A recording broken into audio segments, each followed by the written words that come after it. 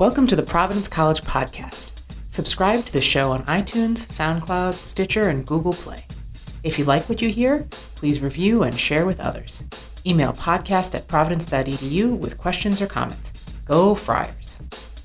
Hello and welcome to the Providence College Podcast. I'm your host, Matt Chittum, and I'm joined as always by PC producer and videographer Chris Judge, class of 05. Here at the Providence College Podcast, it's our job to bring you interesting stories from in and around the Friar family. And today we have, it's a really exciting day here on the podcast. We have one of the most famous, if not the most famous, current people on the PC campus. We got head men's basketball coach Ed Cooley. Coach, we're in your office. Thank you for joining us and welcoming us in here. Well, I appreciate you guys being here and famous. Woof. I don't know about that. I mean, I'm just trying to do my job and be the best that I can be every single day. Well, you must be doing it pretty well then, since I know you're a well-known guy around here, not just on the PC campus, but in and around Providence and Rhode Island. Generally, we call this Friar Town for a reason. I know that you're a well-known guy, being a Providence guy at heart. Where you're born and raised. So absolutely. We got in here a little bit before you did so we can set up. And I was looking at the mural behind you. We're actually at your desk to set the stage for anybody listening.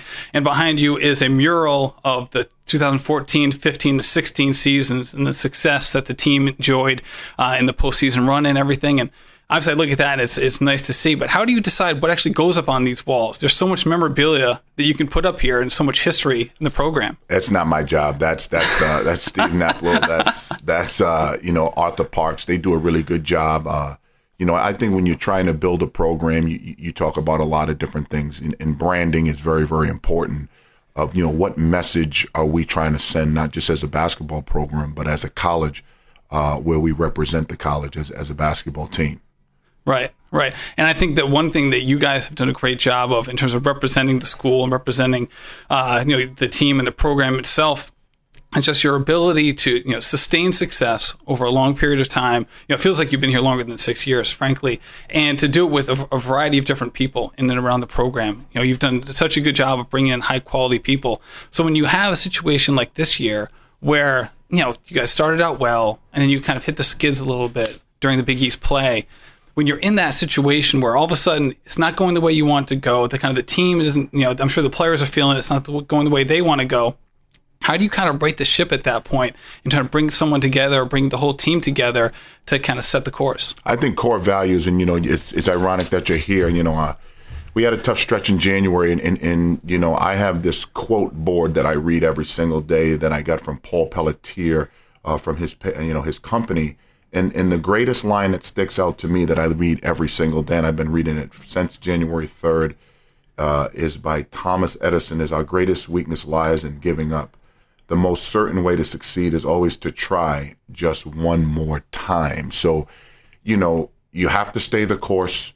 I think our staff is arguably one of the most underrated staffs in the country on player evaluation, on player development, and just putting our players in position to be the best that we can be that day, because every day is different. Every game is different. But our core values remain the same. Try hard just one more time is the motto. And man, has it come a long, long way. So that's what I read every single day, as you can see right here. I can see it for myself. Yeah, absolutely. What's the date on there? You've had that for a while. January 3rd. January 3rd, which is obviously kind of a poignant time. And that's when the Big East play started, right? That's when conference play started. Absolutely. And, we're coming off of, we lost at Boston College on December 23rd. We lost at Xavier by probably 28-29 on, I think, January 1st. Then we go to Butler and we didn't play well, I think on January 2nd or 3rd, somewhere in there. So, just one more time is really deeply rooted in me. Now, how do you balance the kind of that one more time, kind of take a step-by-step approach with the idea of having a very competitive culture, having very competitive players and coaching staff? Because you have a situation, right? You're competitive. It's hard not to dwell and to think about that sort of thing and just to move on to the next piece. I think in leadership, you have to try to stay in the moment. You have to prepare for the unknown. You have to be a psychologist in a lot of different ways. And you can't dwell on the negative all the time. It's easy to be negative. It's easy to be upset because your natural emotion on a loss is that of, we should have done this. versus, okay, we're improving. And I thought over the course of the year, we improved. Right. And then it's also can be difficult to go step by step as well when things are going well. Right. So all of a sudden you have 6 straight wins to come down the stretch to pull you from 4-8 to in Big East play to 10-8, and all of a sudden you're tied for 3rd in the Big East standings, and with tiebreakers you finish 3rd. Is it also hard to stay in the moment when success is really going your way and not to kind of get too far ahead of yourself? Well, most coaches are tougher on their teams when they win, not so much when you lose, because when you're winning, you know you're good enough. It's okay, what are we doing to get to the next level in winning? When you're losing consistently, to me, winning is a culture. Winning is not just winning at the basketball game. It's winning off the court. It's winning in the classroom. It's winning in the community. It's winning in everyday battle of habit. And if you can do that, I think it translates to the basketball court, if that makes sense. Absolutely. And I think it's a hard part when you look at, say, the NBA teams. You say you have winning as a habit and it's part of your culture, and yet in the current NBA culture, there's this element where the tanking exists. In order to get a better draft pick, all of a sudden you see teams losing games on purpose. How do you think that affects, say, younger players on some of those NBA teams who haven't established, say, winning at the NBA level as a habit? How do you think that sort of environment can affect them? Interesting question, because a lot of the players that we have model the behavior of the NBA culture, whether it be the way they dress, the way they speak, some of their isms, some of their body language. I would really have to think deeper into that, because there's only 31 minimum games in college basketball, and there's 80-something games in the NBA. So it's a different way. I think kids have more urgency in college than they do at the NBA. Because there's a different business that goes into the NBA game as well. It's not as business driven with college kids as it is the NBA. Mm-hmm. That's a good point, because you have different agendas that can happen with a player, right? You have a situation where they're trying to build their personal business, their personal brand, whatever ventures they're trying to accomplish, kind of either post-career, kind of post their NBA career or kind of near the end of their NBA career, as opposed to a college kid who's maybe more team-focused, or if even from their individual focus can be more on, I just want to improve, and if I do that, it will help my potential NBA standing or playing overseas as well as my current team. So I guess that does make a lot of sense. Do you ever talk to your players during the season about what's happening after, in terms of their post-college careers? Our job every day is to give our kids life lessons, and I think that's what's so great about sport. Every day we try to talk to our kids about the lessons that are learned through the game of sport, not just basketball, but in a competitive environment. You're going to have to compete for a high-quality job. What are you learning right now that when you walk into an interview, your first impression, your first words, what is your early action on trying to get a job? Because all of us at some point, no matter how great we are as players, when we're 33, 34, are going to have to get a job at some point. And what we do now will prepare us for that. Who are we meeting every single day? I want our players to meet people. I want them to have an incredible amount of gratitude and appreciation to the people that help us. I want them to go out of their way to help others. I want them to introduce themselves to everybody. That's an everyday lesson plan for us, for the way we run our organization for our players, is to prepare them for life after basketball, even if they're some of our better players. And you're a good model for that, because that's oftentimes how you handle yourself in and around our campus. Anyone who follows PC, any of our social media channels, or anyone who follows PC as a student or faculty member or staff, sees you in and around campus all the time. Talking to people. I think it's important to have presence.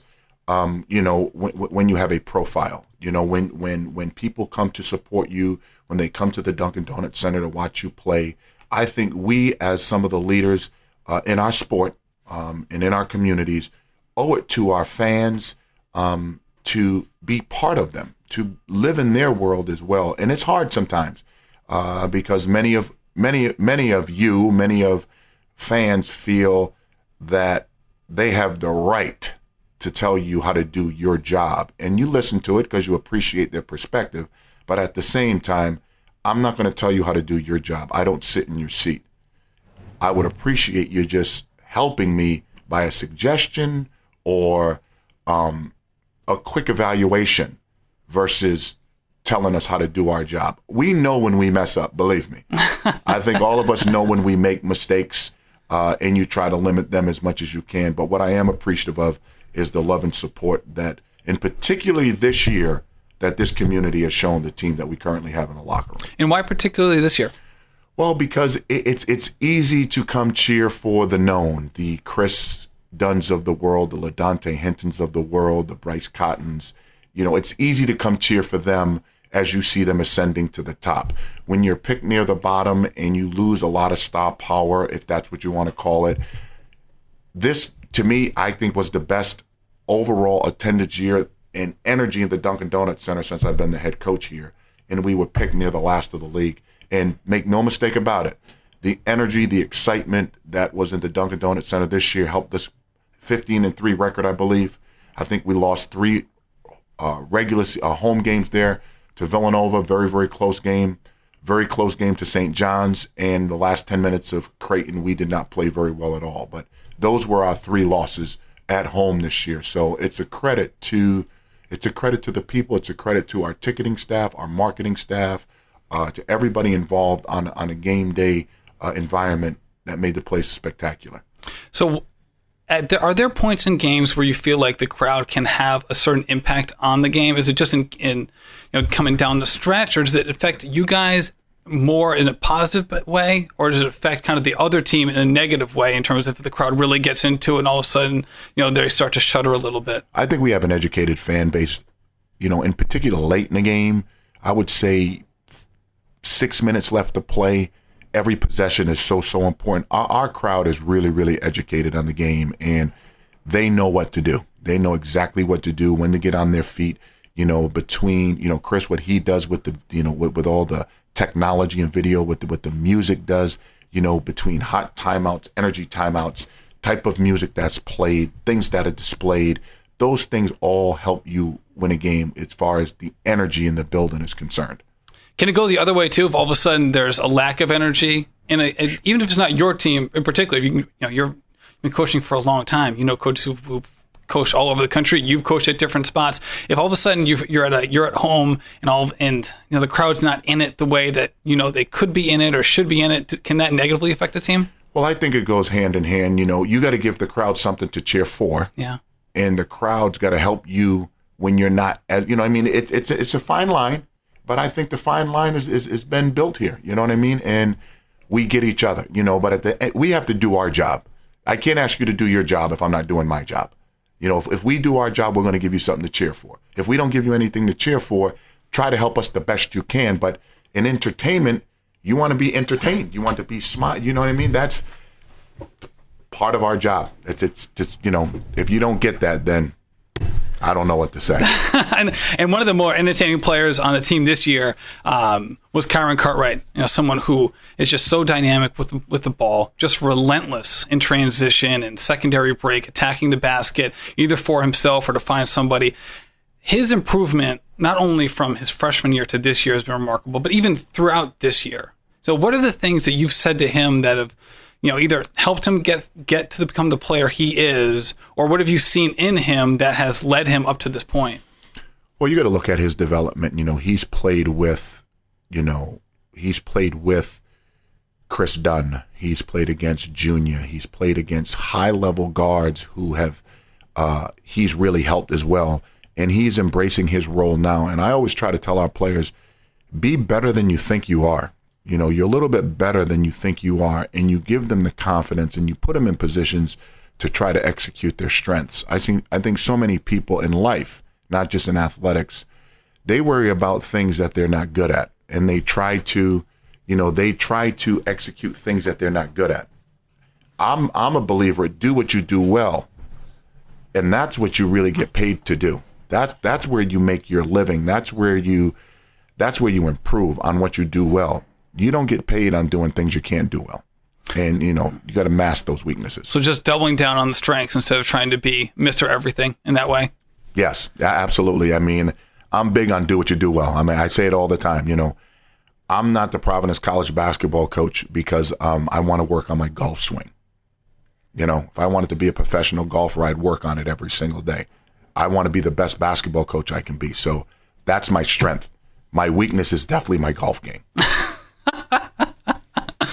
Well, so that brings an interesting question. So who's the person in your 6 years here who has done the best job of accentuating kind of their positive? You know, so this is their strength and kind of making their positive so strong that they've reached another level. The person doesn't have to necessarily be a superstar, but someone who took that one piece and then made themselves a standout because of it. Bob Driscoll. Oh, I didn't see that coming. Bob Driscoll. The director of athletics here at PC. Yes, you know, he has done, along with Father Shanley and the board of trustees, John Sweeney, they have done an amazing job positioning men's basketball and in athletics in general to do things that people didn't think we can do by providing the resources. It doesn't start with the players. It doesn't stop with the players. It always starts with your administration. And when your administration is intact and everybody's on the same page, and even though you may have some differences, I think we're all rowing in the same way. And you cannot have the level of success that college athletics has without the level of support from the top. That's interesting. Now, is that something that, say you're 6 years ago, you're at Fairfield, you're having a ton of success. Fairfield's a good school. Most kids who apply to PC apply to Fairfield. It's kind of a peer school for us in the admissions world, well, not necessarily the athletic world, but in admissions. And you're looking at, all right, I can stay here. I can potentially go to PC. I can potentially go to other schools. At what point in the process do you start looking at the administration or the infrastructure at the school as part of your decision-making for whether or not to take a job or consider a job? It's the only thing you think about. Oh, okay. It's the only thing, I mean, if you're being pursued in college athletics and you've already had it and you're sitting at a current job and you're in a good position, you're not going to leave to take an unstable situation, at least I won't. I can't say everybody won't. At least I won't. I need to trust the leadership. We need to look each other in the eye. I think we need to be open. I think we need to be direct. More importantly, direct. Good or bad, just be direct. So at least we're on the same page. So when you're looking at opportunities, you look at what the leadership is, and then the leadership, then you go to your players. I think we've had many players that have exceeded expectations since we've been here. Kadeem Batts, Bryce Cotton, LaDante, I think Vince Council had a great senior year until he got hurt. Yeah, obviously Ben, Kyron, Chris, Rodney Bull. I mean, Jalen Lindsay. Jalen had an unbelievable year this year. Oh, absolutely. Unbelievable. Was he top 20 in three-point percentage in the NCAA? Yeah, so, our staff, honestly, it comes back to that. When you're the leader, you get credit. When you're the leader, you get the blame. Mm-hmm. Our assistant coaches deserve way more credit than what they've gotten on a national scale because they do a lot of the hands-on work every single day with the players. We sit down in the staff to put a game plan, practice plan together, player development plan. It's all inclusive, and it's unfortunate that they're not recognized enough. And I want to make sure everybody knows how important they are to Providence College, but more importantly, how important they are to me as the coach. So what is the day in the life of an assistant coach for them? I know obviously it depends on the time of year, but I know it's people who don't work in athletics are shocked by some of the hours that people work. So say it's January 15th. January 15th. Okay, so we have 3 full-time assistant coaches that recruit and coach on the floor and have other responsibilities. So they'll wake up, say hello to their family on the 14th, and if we have a road game on the 15th, we'll come to practice in the morning. We'll have film. Some may right after practice go and recruit and meet us at whatever respective city we're going to play in. They get into the hotel either that night or the next morning. They come to shoot around. We go over a game plan once again in our pregame meeting. We go to the arena early. 2 of the coaches, in particular, Brian Blaney and Ivan Thomas, work the players out. Jeff and I'll sit, and discuss various things, and a lot of it centers around recruiting. And that's Jeff Battle. Jeff Battle, yep. Jeff, Ivan Thomas, Brian Blaney. Those guys are the lead recruiters on the staff. Then you play your game. Meanwhile, to get to the game, somebody like Kevin Kerbeck, who's our operations director, he does everything from the flights to the hotel to the food to, time, the officials, the scorers table, fouls, deflections. Then you have, your video coordinator in Nikolai, and then he has GAs that work with equipment, that work with, video edits, to ordering food, to making sure guys are in their room, to John Rock. It is never ending. It's never ending. And sometimes they'll go right from the game and stay on the road and recruit. So they won't come home. So if they leave on the 14th, they may not get back to the 17th or 18th, and then we play our next game, and it's a never-ending process. Right. And I coached college basketball for 7 years in Division III, and I was assistant coach here in New England at Roger Williams University. I remember the head coach at Roger Williams was a guy named Mike Tully. And I was like, trying to move up in the business, asking, what do I need to do? And he always said, well, there's the key to being assistant coach is you have to look at the guys who work for Al Skinner. Look, Billy Cohen and Ed Cooley. Those guys do a great job. They're unbelievable at getting players from anywhere in the country and helping those kids get to become elite level players. Those are the two best assistant coaches in New England. And I remember hearing this because it was like my first day on the job. So it stuck with me ever since. So for you and your staff, what are some of the things that you look at in potential players who maybe in terms of like, say, scout.com or rivals.com, they might be not the most highly recruited guy, but you look at that person, you see a world of potential in terms of their potential impact as a Providence College Friar? Well, first of all, I never want to hire a recruiter. I want to hire people who are great evaluators. I think when you can evaluate, you can recruit. When you just recruit, you may not be able to evaluate. So many people look at, well, he's the 50th ranked player, or he's the 8th best player, or he's the 100th. That doesn't mean anything to us. We want to know who's a great person. What's their skill set? What are they good at? What are they great at that can bring something to this team that we currently are trying to reconstruct? From that, do they have a high motor? Are they, do they have a fire under them every single day? Are they flatliners? What type of character do they have? Are they selfish? Are they givers? Are they energy takers? Are they energy givers? Do they smile? What's their verbiage like? So there's a lot of different check marks we try to go through and try to check as many as we can. You're not always going to get them all right. You're not. We're not perfect. You're not perfect. Chris is not perfect, but we try to do the best we can, evaluating all those different aspects of an athlete. And then we got to see who likes us. Right. You know what I mean? We can love you, but if you don't like us, it's not going to be a great marriage, and somewhere along the line, it's not going to work. And nowadays, you have, especially this time of year, there's 3 different avenues to go down when it comes to recruiting, right? You have the late signees, right? The Kyron Cartwrights of the world, the Bryce Cottons of the world, either are late signees on purpose, or maybe the team that they originally committed to, the coach left or was told to leave, and all of a sudden now they've reopened their recruitment. You have the traditional transfer who leaves after a year or two and then has to sit out wherever they go, and then the graduate transfer who can just come right in and play. So for you, how do you navigate that landscape this time of year in terms of these 3 potential ways to bring in a player, bring in a student, and make sure that you're allocating your scholarships accordingly? It must be difficult to figure out exactly what to do in the moment. It's always moving pieces. Recruiting is a never-ending process. It's every single day, 20 hours a day, 365. It's always moving pieces, always, because this changes everywhere around the country. It never settles down. So you got to see who fits you, who wants you, and who can help you. And and sometimes it works, sometimes it don't. Recruiting is it's a roll of the dice. It really is. It's same thing in life. Sometimes you think you met your match for life, and don't always work that way. And then you look at someone like Isaiah Jackson, who came in from George Mason, a traditional transfer, played 1 year at George Mason, did really well, and then came in and had a huge impact, especially the second half of the year this year for you guys.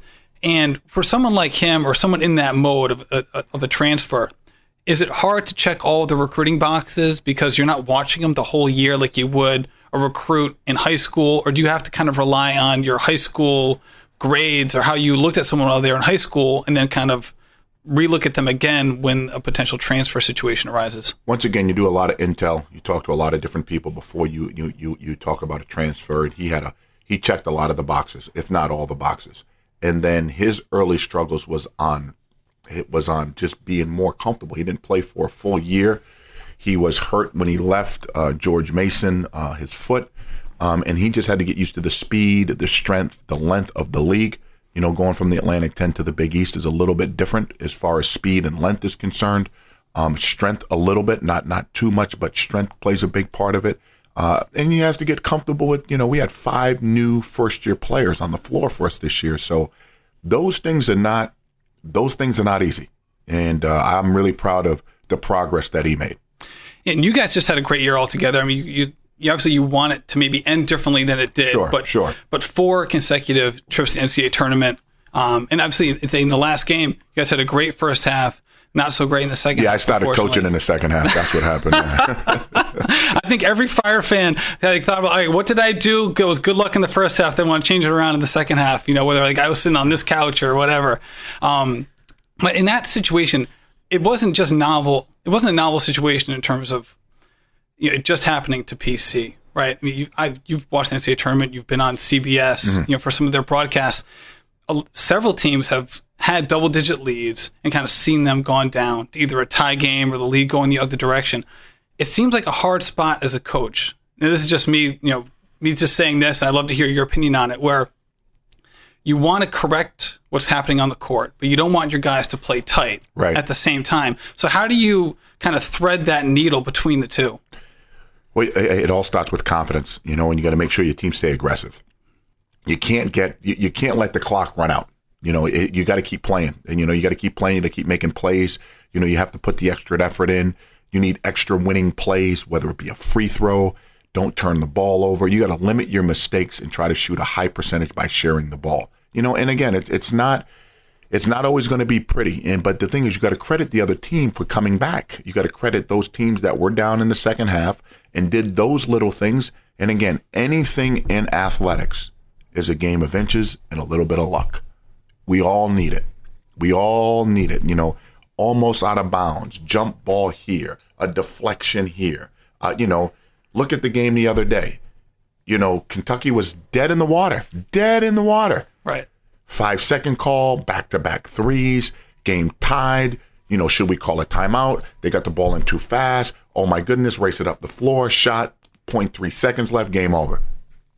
In the middle of a 42-second span, there were 9 points scored, 6-4 North Carolina, and no, I take that back. It was 6-3 in favor of Kentucky, and bang, bang, bang, bang play. So, it's no natural thing. I mean, we all want to win. We're all super, super competitive. Our fan bases are competitive. Sometimes it's just not your time. It's just not your time, and hopefully our time will come sooner than later. And that brings up an interesting point. I saw this great video clip from Mick Cronin, the head coach of Cincinnati. I think they put it out like 2 weeks ago, where he was, or maybe it was 1 week ago. It was right after they lost. And they were talking about how the end of the year, how a loss in the NCAA tournament, right? Because everybody loses but one team, right? So everyone's going to lose the NCAA tournament who gets there, except for one. And how that kind of, in some ways, affects how people view your season. No question. Either positively or negatively. Unfortunately, all of us coaches are judged in March. That's just, that's what we signed up for, and I got no problem being judged in March. With that in mind, we've seen an evolution of basketball over the past 10 years with the importance of the three-point shot. It's heightened more so in the NBA ranks and in college, but with kind of the sabermetrics of basketball showing that basically, if you shoot 33% from three, it's the same as shooting 50% from two, and the influx of three-point shooting, how it affects not only game plans, how teams are constructed, but also it can affect the end of the season, where you have a team that may rely on the three, and there's many teams in the NCAA that do this, much less so at Providence College, but in a one-game playoff, if that skill abandons you for a few minutes, you can be dead in the water. Have you seen, as you've watched the NCAA tournament, have you seen that come into play, or do you think that affects how the postseason is not necessarily correlated with the regular season in that regard? I gotta think about this one for a second. Well, first, it definitely affected us in a USC game. We were 8 for 15 or 8 for 16 in the first half, and I think we were 1 for 6 in the second half. So that answers a question for us on that particular game. We've had games where I think we made 10 or 11 threes and lost as well. Most of the time, if you get past 8, 9 threes in a game made, you're going to be really close to winning that game. Really, really, really close to winning that game. If you get 11 or 12 threes in a game, the percentage is probably really, really high that you're going to win that basketball game, unless you just took 100 threes. Mm-hmm. But the three-point game is a game changer. The three-point shot is a game changer. You want to try to have a good balance of attempted threes, but more importantly, attempted free throws. Free throws made in a game is really, really important because it controls the game. Free throws made is a big metric for us the way we play. We wanna make more than another team attempts in free throws. So that means we're attacking the basket, we're moving the ball, we're aggressively trying to get to the basket and putting a lot of pressure on the rim. And the other part of that is also making sure you don't foul. Absolutely. Well, yeah, you don't want to be the person that the free throws are being shot against. So you got to systematically be a great positional defensive team. You want to make sure you have great ball pressure. You want to have maximum help. Then you want to finish the possession. And one of our weaknesses this year as a team was, defensive rebounding, that we definitely have to do a great job of coaching, a better job of in next year's team in order for us to try to have success once again. And it seemed like a blessing and a curse in some way, because you have 4, 6, 7 guys out there at once who, maybe varying weight or maybe varying different in body types, but all 6, 7. So it allows you to, basically do a 4-man switch with those 4 guys, but maybe it hurts you on the backboards because no one's, a 6'10" guy, 6'11" guy who can really impact. Well, length bothered us this year. Length definitely did, in particular in the second half of the USC game. We just couldn't get to the ball. They had 16 offensive rebounds, I believe 11 in the second half. We just couldn't get to the ball. Their length got to the ball before our quickness. Right, and they played a 6'10" guy, a 6'11" guy, and a 7'1" guy for a long stretch in the second half. That in my book is pretty long. When you have, but the nice part about PC this year with having the 4, 6, 7 guys was your ability to defend the 3-point line and be able to switch all screens and do a lot of different things. So is that something that you kind of a year in advance try to plan for, or is that just how it worked out and you game plan around kind of what ends up working out for your team? As much as we're trying to move on to next year, we also have to have a normal life. When the game, when the season ends and the last buzzer rings, you try to decompress a little bit. We have enough time to try to figure out what we need for next year and what we have to do. I want our coaches to go out and be with their family. I want them to be husbands. I want them to be fathers. I want them to be brothers. I want them to be cousins. To try to have somewhat of a normal life and try to get away from basketball a little, just a little. We'll come back and address that, what our defensive philosophies would be, because we don't know what changes that could be made on our team, and we don't know what our freshmen are going to come in and add to the team. Good point. All right, you've been very generous with your time. We really appreciate it. Just want to throw some quick questions at you, if you don't mind. All right, hardest worker you've coached here at PC? Kadeem Batts. Kadeem Batts. Best athlete? Bryce Cotton. Most improved from the beginning of their career to the end of their career, or till right now if they're currently on the roster? A couple of guys. Bryce Cotton. I think Kyron Cartwright. LaDante Hendon. Kadeem Batts. Best defender? Chris Dunn. Best shooter?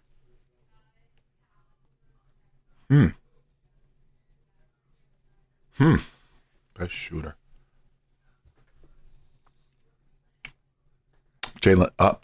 Bryce Cotton. Bryce Cotton is tearing these questions up. All right. Funniest? Chris Dunn. Chris Dunn. He a buck. He a LaDante. All right. And then, all right, last one. I know because everyone loves the walk-ons, but they also get no attention, which is maybe why everyone loves them. If you had to have a one-on-one tournament with 4 walk-ons, who would they be and who would come out on top? These are PC walk-ons. Can't go back to the Fairfield days. Ted Bancroft. So Ted Bancroft's in it? Ted Bancroft was tough as nails, slow, throw a couple of air balls. Teddy was, I would say Teddy. So he's in it. Who would be the other 3? So Teddy wins it. Who's the other 3? Who's he going against for the title? Tommy Planick, another tough kid. It would come down to one of them two. Okay. It would come down to one of them two because they're both really tough. That's great. That's great. Coach, thanks for everything. Is there anything you want to say before we get going? Go Friars. That's it. All right. Thanks.